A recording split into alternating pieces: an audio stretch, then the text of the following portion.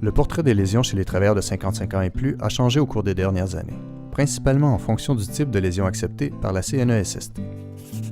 Entre 2005 et 2015, le nombre de cas de troubles musculo-squelettiques n'a pas bougé, à environ 4600 par année. Celui des accidents traumatiques a augmenté d'environ 24 %.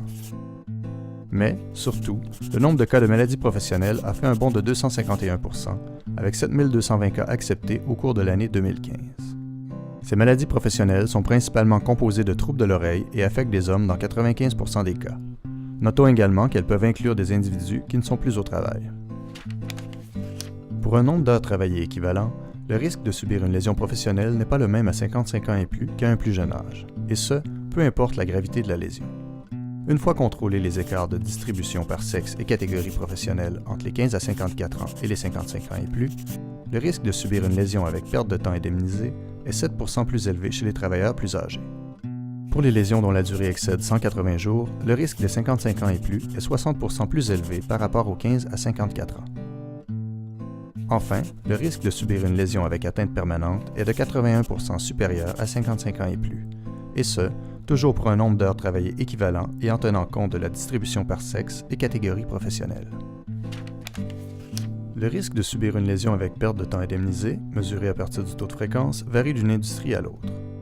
Chez les femmes de 55 ans et plus, l'industrie soins de santé et assistance sociale est celle qui compte le plus grand nombre de lésions par tranche de 100 travailleurs en équivalent temps complet, soit 3,6.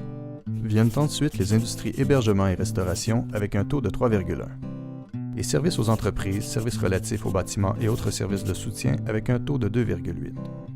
Soins de santé et assistance sociale occupent également le premier rang chez les hommes de 55 ans et plus avec un taux de fréquence de 3,6. La construction et la fabrication suivent de près avec respectivement 3,5 et 3,4 lésions avec perte de temps indemnisée par 100 travailleurs en équivalent temps complet. L'analyse de la distribution des lésions selon le genre d'accident ou d'exposition fait ressortir une différence majeure entre les travailleurs de 55 ans et plus et les autres.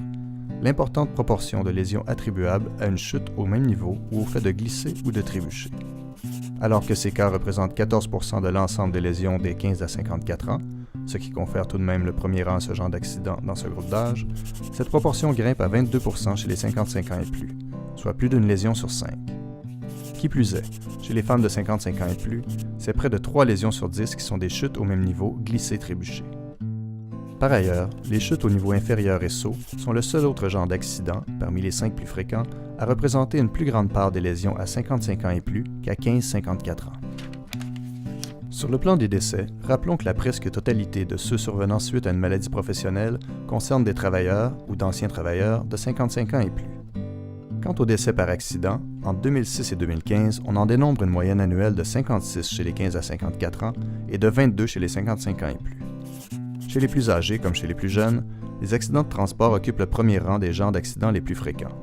Ceux-ci représentent une proportion légèrement plus élevée de décès parmi les 15 à 54 ans.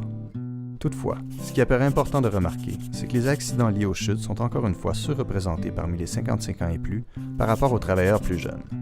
Les chutes à un niveau inférieur et les sauts comptent pour 18 % des décès des 55 ans et plus, contre 10 % chez les 15 à 54 ans. Des proportions qui sont respectivement de 6 et 4 % en ce qui a trait aux chutes au même niveau, glissées, trébuchées. En résumé, on constate que le nombre de maladies professionnelles chez les travailleurs de 55 ans et plus a connu une hausse marquée au cours des dernières années, que le risque de lésions graves est plus élevé chez les travailleurs plus âgés, et qu'une proportion plus importante de leurs lésions sont occasionnées par une chute.